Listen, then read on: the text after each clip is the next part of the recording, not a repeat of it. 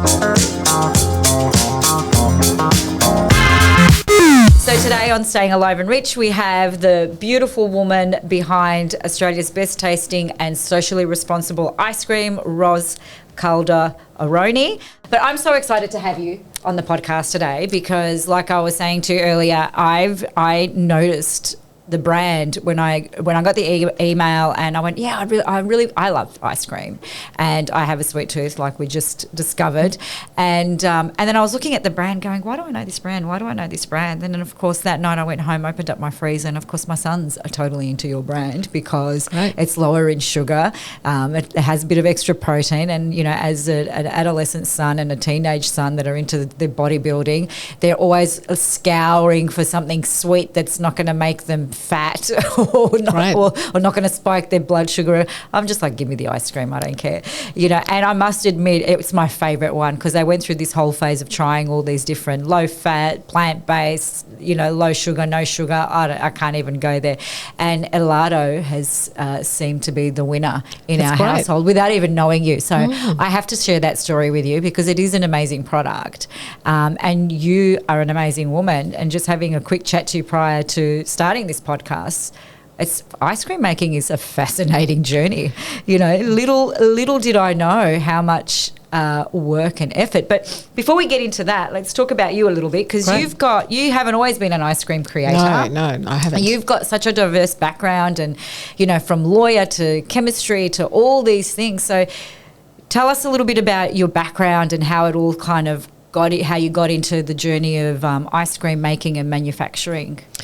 Thank you so much. And also thank you for the amazing feedback on the product. I really appreciate that. I don't usually get a chance to tell the person that makes the product how amazing it is. You often buy something and go, this is really, really good. You know? No, it's so good. No, I appreciate that. So my story is a bit eclectic. I started uni doing science and law because I absolutely loved chemistry and maths at school, and I wanted to be a lawyer because I also loved debating, and I actually did some work experience where I went to court, and I thought this is just like debating. So that was a pretty easy choice for me. But I was only one of a couple that was doing science and law at the time. It's more popular now. And I was very attracted to doing applied chemistry. So I did some food chemistry with my law. Didn't really think much of it at the time. It was just fun and interesting.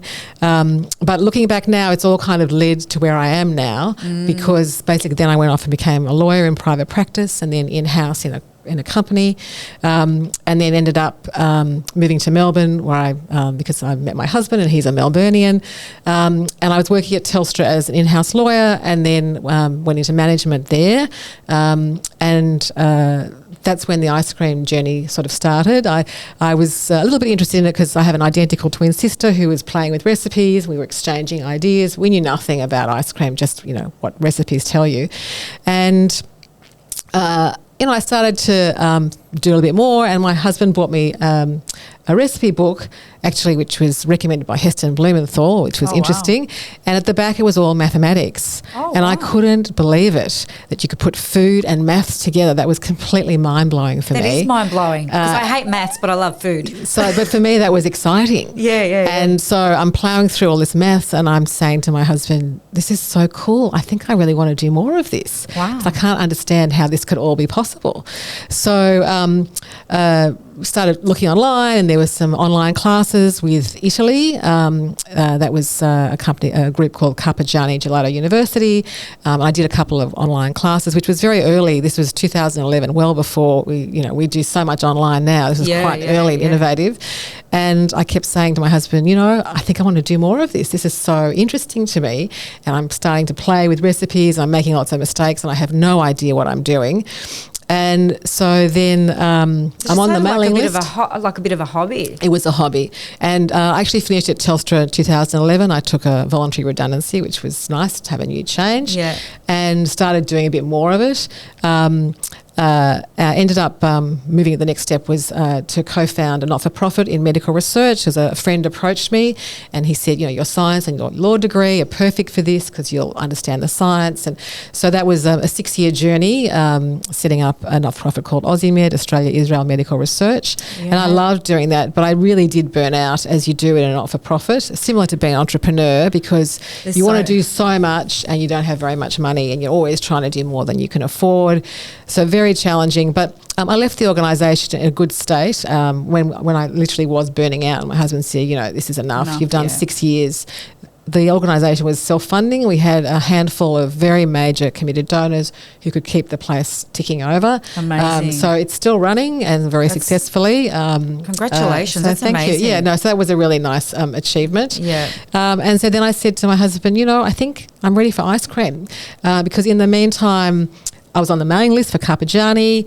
They invited me to some really interesting classes in Italy, and it worked out that there was a trip we were doing in 2016. We were doing a trip, 2016, we were doing a trip to Europe, and it just worked out that if we left a few days earlier, I could catch this class in Bologna. Well, there was 3 classes actually in Bologna, and my husband could look around Bologna, and so there wasn't a hard sell. Yeah. So I went and did these 3 classes, and I actually had to talk my way into the class because I hadn't done any proper certified training, and this was for people who were already making ice cream and gelato in their own premises. So because of my science degree, they said, all right, we'll let you in, but don't disrupt the class. And it turns out I knew, student. Yeah, that's right. It turns out I knew a lot more than most of the people in the class, which was quite amazing. Yeah, absolutely. So that was incredible. And then I said to my husband, this was while I was still at Aussie Med, and I said, this is getting really exciting and interesting for me. Can I just ask you, what was so exciting and interesting for you? Like, what did you find fascinating and exciting that you wanted to explore more and more? Well, I love chemistry and getting under the hood, understanding how things work together. And I happen to be quite good at chemistry. That's why I loved it at school. And it was just the idea of being able to mix all these multiple things together with multiple processes to end up with an incredible tasting product. And all the science and experimentation that's got to that point just really excited me to find out literally how do you get under this hood and make it work. And also, when you're making recipes and they're not working, I always wanted to know why they weren't working. Without not understanding all the fundamentals, there's no way you're ever going to work out what's going wrong. So it was, for me, it was always about why isn't this working? Because it shouldn't be this hard. And I want to work it out. So that was the drive, basically. And because I was already getting a sense that there was a lot of maths involved, that sort of really pricked my interest because I'm good at maths. When you say maths involved, how so? How is maths? Sure. So it's a few different ways. Some of it's physics. So, for example, the actual freezing point, the actual temperature that the ice cream goes cold, that's all physics. That's equations, basically. It's hard relationships between chemicals and between products in the ice cream. That's all measurable, and it all comes down to mathematical formulas. That's the first side. And the same with softness. Ice cream softness is, again, a mathematical formula. Again, because someone worked that all out. There's physics involved in how these particles relate to each other. And then on top of that, the way in which you mix solids and water, that's a fixed proportion. You need about 60% water to 35 to 40% solids to get the right combination of wet and dry, so to speak, because ice cream obviously is not just liquid and runny. It's got particles in it. So there's a preferred balance. So that's, again, a proportional representation which you put into a spreadsheet. And then on top of that, all of the elements of ice cream, your sugars, your fats, your proteins, and other solids, minerals, they all have fixed relationships, which if you get those relationships right mathematically, you get a perfect recipe on paper every single time. And I must have done hundreds of recipes now, and not once has my spreadsheet failed me. So every recipe that I do on paper works perfectly when I actually go then and make it. And it's like a little experiment for me every single time. Is it going to work this time? Is it going to succeed? Am I going to fail? And if I fail, then why did I fail? And there's lots of reasons why recipes don't necessarily work exactly the way you want, because if you're doing something new and you don't really know how things interact. Or you're using a new ingredient. Exactly. Or you don't know how it's going to react with the other ingredients in there as well. Might change the texture. And it also meant I needed to learn more. So I started playing with alcohol. Alcohol is very, very softening in ice cream because, for example, if you put vodka in the freezer, it doesn't freeze. No. And why is that? Because the alcohol gets in between the water molecules and prevents them from forming a hard structure. And so that's why it's liquid at very, very cold temperatures. It's like licorice, but it's thick. Oh no, actually vodka isn't thick at all. It's What's just the one it's runny. That's thick that we put in the freezer. Is it ouzo? I think it's ouzo. Okay, it depends how much percentage alcohol is in there. Grappa. Okay, Sorry. interesting. Yeah. So I don't know what the percentage of alcohol is, but that impacts the how liquid it's going to be in the freezer. So I started playing with alcohol. It was a mess. It was mushy, and I'm thinking, why don't I understand this? This is ridiculous. So just every time I had a failure, it drove me to want to learn more about what's going on. Why isn't this working? And so it's like anything. Your failures kind of drive you to the next stage because I want to know why is this stuffed up? Because you put your heart and soul into a recipe, you make it, and then it's this mushy mess that's not freezing in the freezer, or the other way around. It's a block hard thing that you can't get your spoon into. That's me. I attempted to make ice cream once. Yeah, and it was like that plant vase, and I went, that's going in the bin now. So in my case, now listening to you, I'm like, okay, now I know what I did wrong. So in my case, so why has that happened? I need to know why. I put all my heart and soul into this and it's not working. Because I'm very much always about why, always. One of those little kids that was always, why, mummy, why, mummy? That's me. So then if you know all those relationships, they all go beautifully onto a spreadsheet, all formulas, all proportionally correct. Then you write the recipe up on a piece of paper, you test it, and it works perfectly. And not only that, the part that really blew me away is you can take 1 cup of ice cream, 250 grams, and you can add zeros to that recipe, so 2,500 kilograms, 2.5 tons. The recipe still works perfectly. It does not change. It scales immaculately.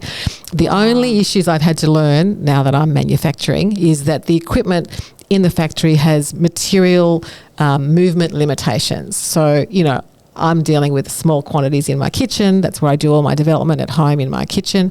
But in the factory, you've got to move, literally tons of liquid from one place to another. And those have physical limits, literally, because your pumps have limits, your pipes have limits. And so I've had to learn what those limits are. The recipe will still work perfectly, no matter what the volume. You adapt it to the limits. Yeah, there are physical limits to moving product around the factory. Okay. So, for example, we've got a new flavour coming out, which is fig ripple. Oof. And that's delicious. And I've actually I've just left them some samples. It also won a gold medal at the Sydney Royal Competition a couple of months ago. Oh, congratulations. Thank you. Thank you. That's very, fantastic. very exciting. Is that your second gold? Because I've got the one in 2022. Yes, so we got one in for coffee in Queensland, and this is our second gold medal, and we're hoping to get some more this year as well. Fantastic. Because you basically can roll it out to multiple competitions, which is what we're doing. So there was a physical limit because we use dried figs in the recipe, and dried figs are really dense with seeds. And ripple machines, which is what this is, it's a ripple, have again physical limits as to how many seeds it can cope with. And so we've had to modify the recipe slightly to deal with the fact that the seeds were clogging up the ripple machine, which is highly predictable. And in the factory they said, well, let's see how we go. We've had quite a few goes to get it right, and changing the recipe to make it work on the limits of the equipment. Whereas at home I would just tip it straight in, mix it around by hand, perfect ripple. But in the factory that can't happen because you're using a machine to do it for you, and there are physical limits. Wow. So these are all the things I've had to learn. But my manufacturer is amazing, and they teaching me every step of the way. It's fantastic. So you went to Italy. Yes. So you did the class in Italy. Yes. And you came out of Actually, it. before that, I actually ended up training in Australia first because as I'm learning, William Angliss, the catering school in Melbourne, they run gelato classes, a beginner and intermediate class, which is affiliated with Carpigiani Gelato University. So they've actually trained someone over there, sent them. Actually, she's an Australian girl who went there and trained. Came back, and now she's teaching these classes. So it's a beginner and intermediate. So I did both of those classes, and in the intermediate class, it was basically 50% maths. That was the whole class. And of course, I was completely even more excited because I was getting literally under the hood and understanding all of these proportions and how to do a spreadsheet. And so that's when I thought, wow, I've found the right place. But the other thing that I also learned there, which was interesting, is that I didn't think in gelato they use chemicals at all. I just assumed it was fresh and delicious. And I learned two things that really surprised me. First, they do use chemicals in ice cream. And in fact, these classes, they basically gave you a pack of chemicals and said, just use this pack. And then did you know what was in there? Yeah, they had obviously told us what was in there. But it really shocked me because I just had no idea that. And what were the chemicals used for? Oh, basically they're emulsifiers and stabilisers. Yeah. And the stabilisers are not really chemicals there because I use similar ones. They're literally ground seeds that have a thickening effect. So stabiliser equals thickening. It's a bit like using corn flour or chia seeds. Some people I know use as a thickener. So it was a thickener, and those are very basic. They're not what I call chemicals. But there's a very, very cost-effective and also a very effective emulsifier called mono and diglyceride, which is found in nature, but they can't extract it cost effectively, so they make it synthetically. And that really shocked me. And in particular, what was more intriguing was I went to then do an advanced gelato class in Italy, again back at Bologna. Yeah. And we did one day where we did all egg yolk based recipes, and the same recipes we did with monodiglyceride as the emulsifier, because obviously ice cream or gelato is fat and water. Unless you have an emulsifier that blends them together in a beautiful emulsion like you do with a mayonnaise, they're going to separate and be horrible. So you must have an emulsifier, hence the chemistry. Makes sense. Emulsifiers are a really interesting product because it has two ends to it, one end that sticks to water and one end that sticks to oil, and that's how you make a beautiful emulsion, is because it's holding those two bits together. So egg yolk has a product in it called lecithin, which does that very, very brilliantly, and that's how in a mayonnaise you get this beautiful frothy, creamy mouthfeel. So but then we did these two different sets of gelatos, egg-based and monodiglyceride-based for emulsifiers, and the flavour in the egg-based was so outstanding. Then and there, I basically said to my classmates, you know what, I'm never ever going to use monodiglyceride. It's a chemical, it's horrible, even if it's found in nature. I'm going to only use egg yolk because the flavour is so exceptional. Because we had literally back to back, you could taste each one, and particularly in the nut-based ones. You know, obviously Italians are nuts about their pistachio and the hazelnut. Pistachio is my favourite gelato. Yeah, mine too. Mine too. The flavour was so out of this world. So I thought, right, I'm not going to use chemicals because I've got this beautiful natural alternative where the flavour is out of this world. So I committed to basically doing egg yolk for anything that was dairy based. Egg yolk, not egg white. Just the egg yolk. The egg yolk. Why the egg yolk and not the egg white or the whole egg? There are recipes that say you can use whole egg. Yeah. You don't use egg white, first of all, because unless you're going to cook it. So if you cook it, that's okay. But basically, raw egg, if you use any kind of raw egg white, unless it's going to be, I know they use it in mousse, but basically there's a risk with bacteria when you use raw product. Okay, So you can use the egg white, and you can, we pasteurize it, we cook the product beforehand, so it's completely bacteria free. But you just get a much more effective emulsification with the egg yolk, because that's really what you're looking for. It's also a cost thing, so if you use egg yolk instead of whole egg, obviously using less of the egg, so the cost of the total egg is less. Plus egg white's quite liquidy, so that impacts your liquids. So it's just a lot simpler and more cost effective to just use egg yolk, because that's really all you're looking for is the emulsification properties. And the egg white doesn't really need that. So you're always only trying to include what you actually need, and the egg white is essentially superfluous. You don't need it, so that's why you don't use it.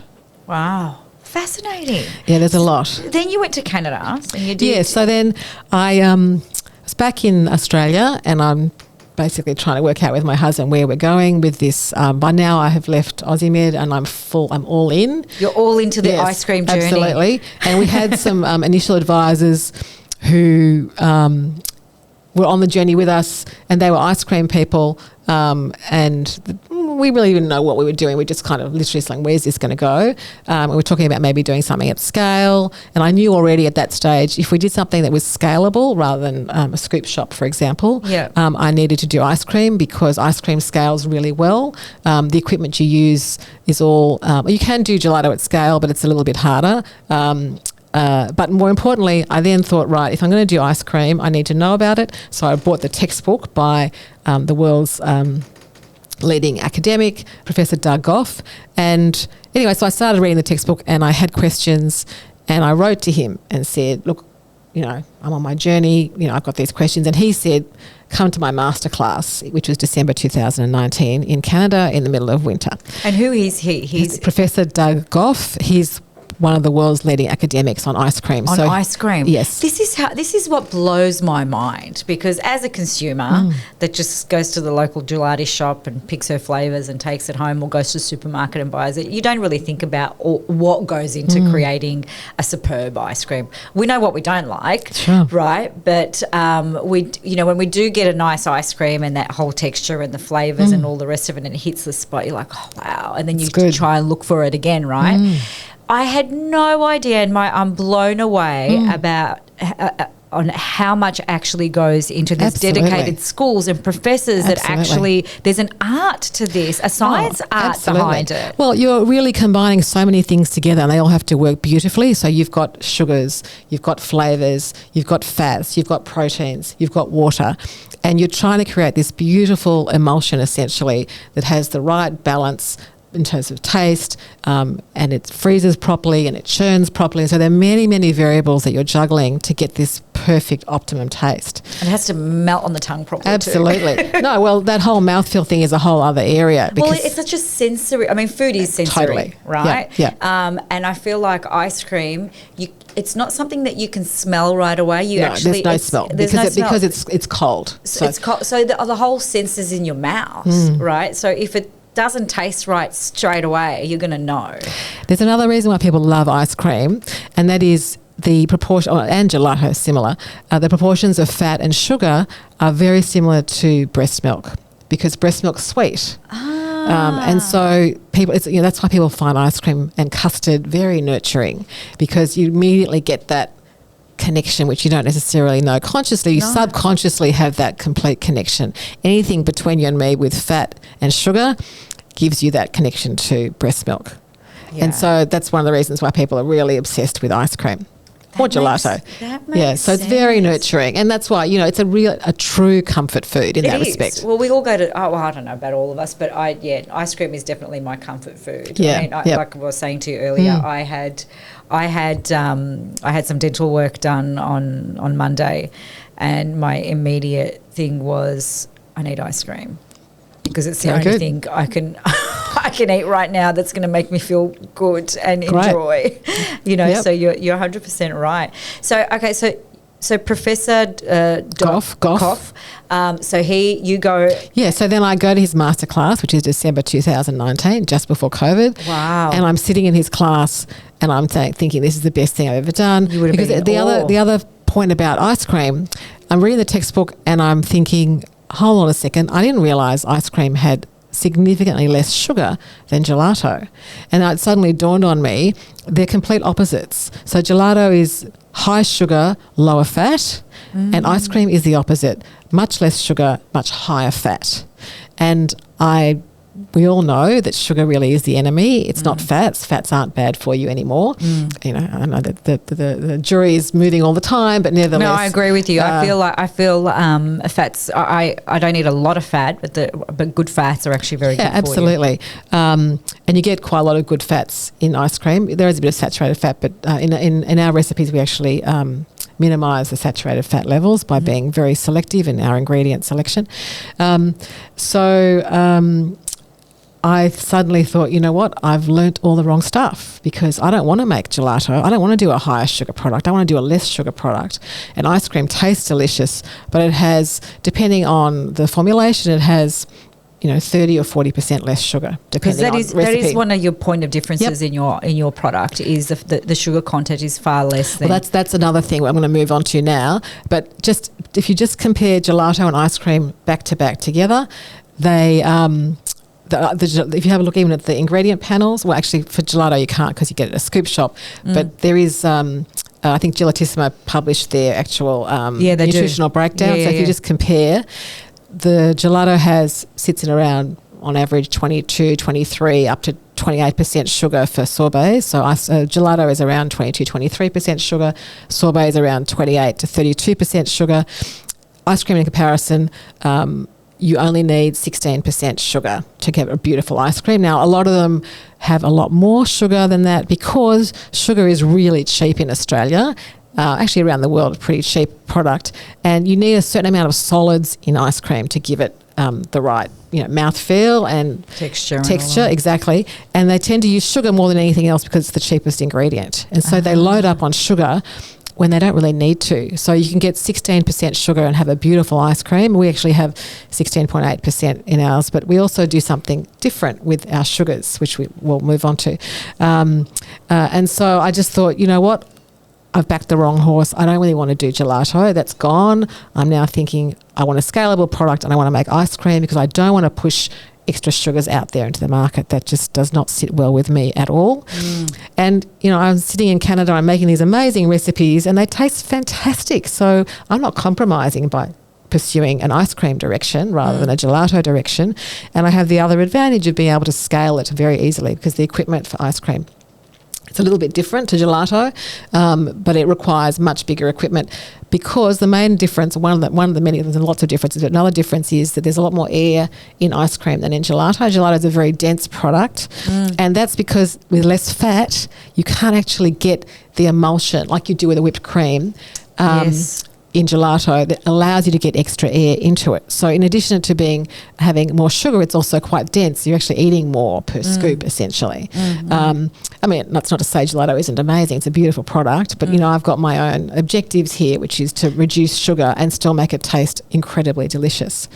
So I went to the masterclass and I said to my husband, gelato is gone. We're not doing that anymore. But all my training is very useful. Of course. Particularly because gelato flavours are incredible. So that's right. Flavour knowledge, doing infusions and what works and combinations, that was all extremely useful and valuable for me.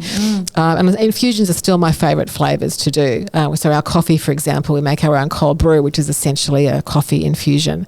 The vanilla is also done as an infusion with vanilla bean infused in the tank overnight. And the flavour is just another world different when you use infusions. So all of that was great background. It also raised the bar for me in terms of what's possible with flavour, because in ice cream there's quite limited in what people are doing, partly cost, partly because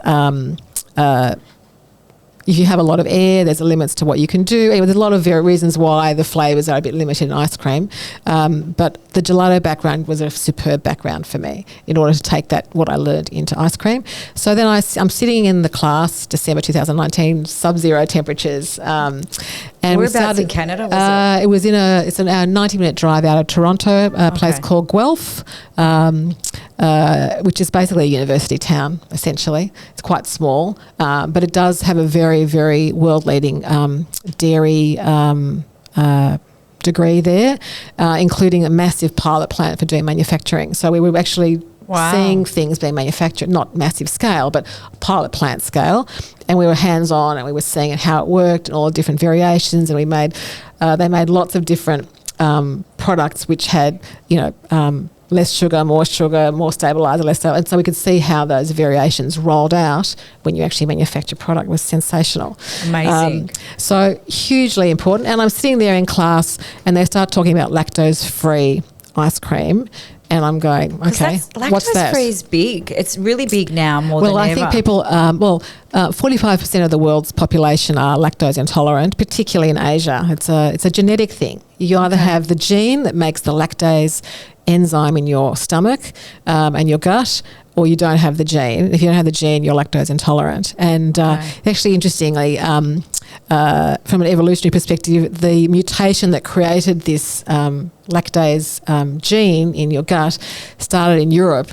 In caveman days, they didn't drink milk. No. And they couldn't because they didn't have the ability to have that enzyme in their gut. Then there was somehow a mutation arrived, and all of a sudden people can start to eat milk and cheese. And it starts with goat milk, actually. It's the origins of dairy is actually goat milk. Isn't that which is also low in lactose, as it happens. And then, so that gene doesn't necessarily filter through Asia that well because it all starts in Europe. And so that's how you end up with a lot of people in Asia who are lactose intolerant. Wow. And anyone, I mean, it's a genetic thing. So lots of families have that as well. But nevertheless, 45% of the world is lactose intolerant.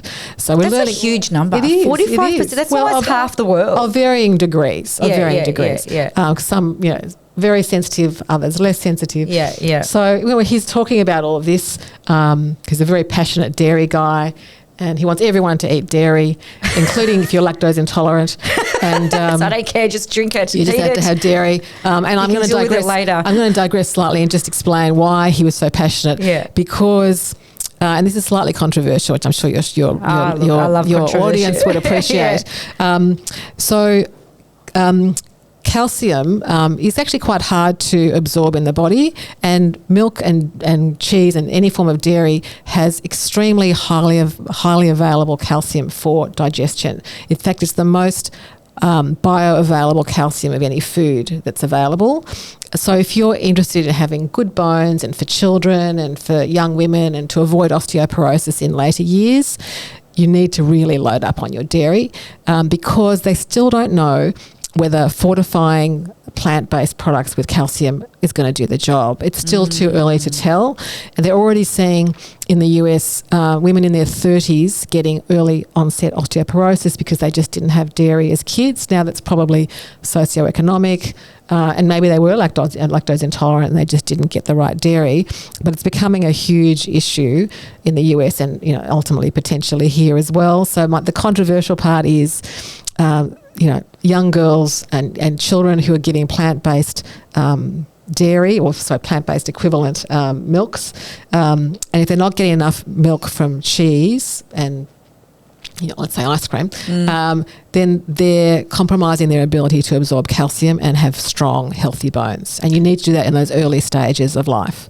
That's interesting. So the jury is out. Now, it's possible, in 5 or 10 years, we'll know that there are certain calcium ways of adding to plant-based milks that will be as bioavailable. But at the moment, we don't know. That's the point. And so until we know, my position is give your kids and your young women milk products so they get that full bioavailability of calcium, and it really encourages healthy bone development. I'm with you on that. I'm all about. I don't think no child should be on a plant-based diet unless they have to be because of of course. Obviously health issues or what have you. But I think if your child's relatively healthy and there are no nutritional things that you need to watch out for, and now we do have milk that is good for people with that are lactose intolerant and stuff like that. And the A2, I think the A2 milk that's the one that we buy at home, has got doesn't have that enzyme or that protein in it.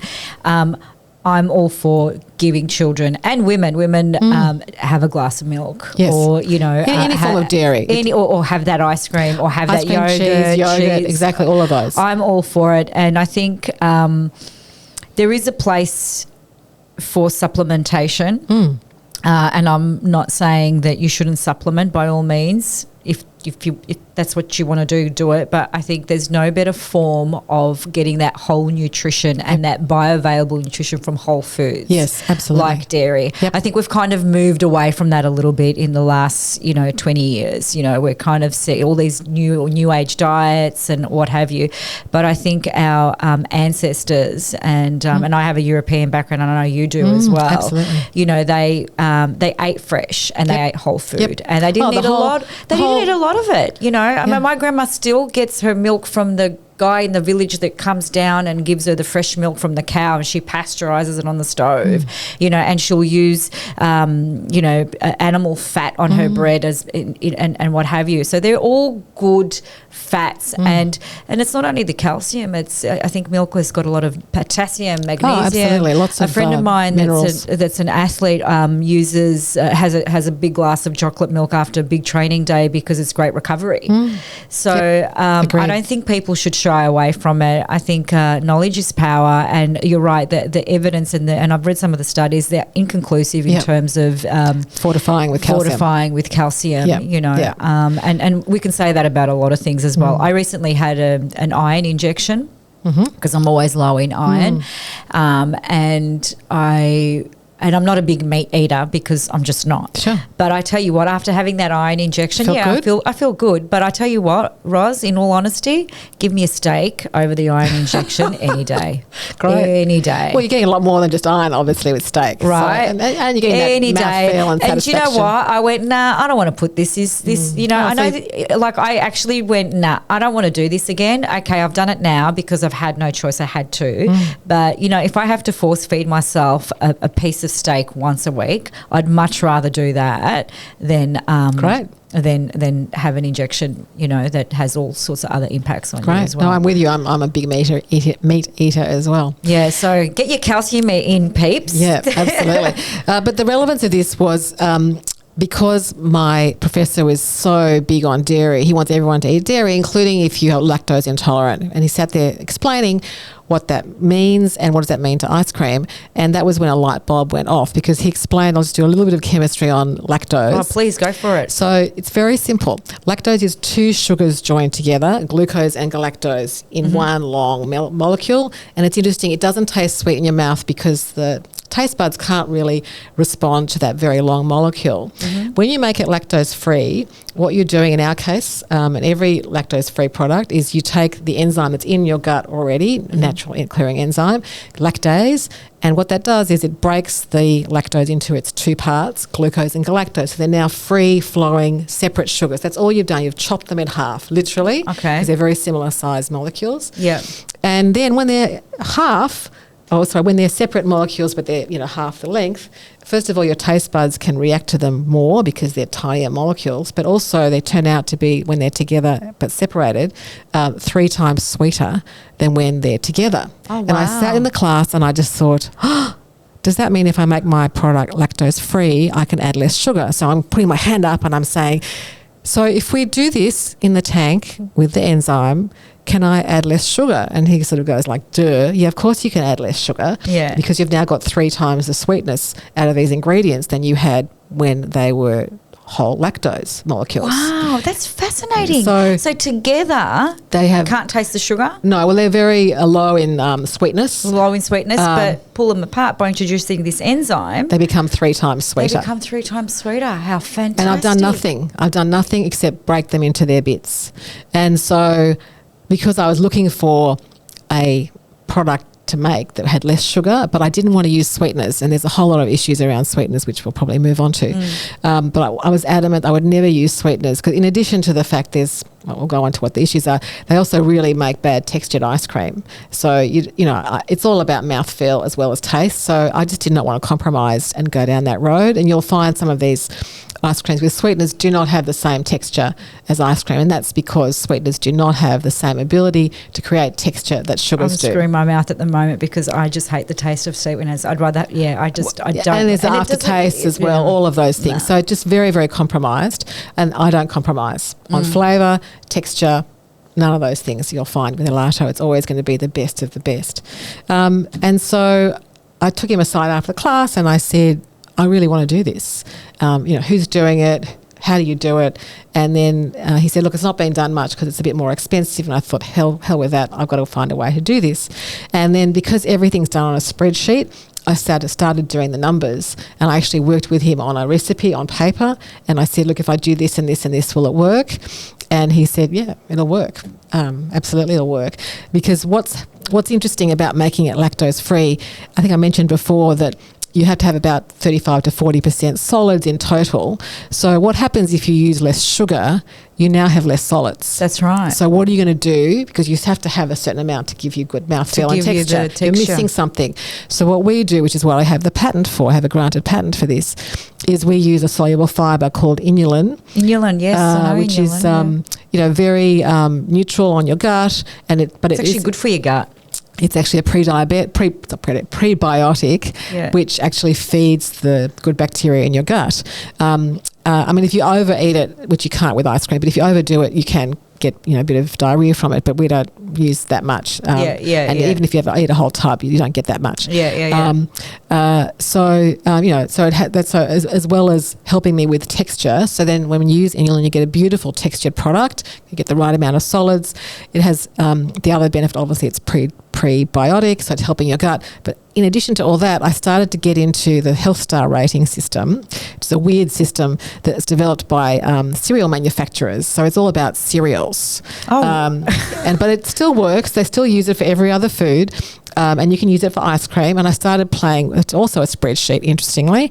And I started playing with those numbers, and I realised that if I added a bit of extra protein, kept the saturated fats at a sort of lower level, and obviously now adding this fibre, I could get a 3-star health-rated ice cream and not compromise on anything.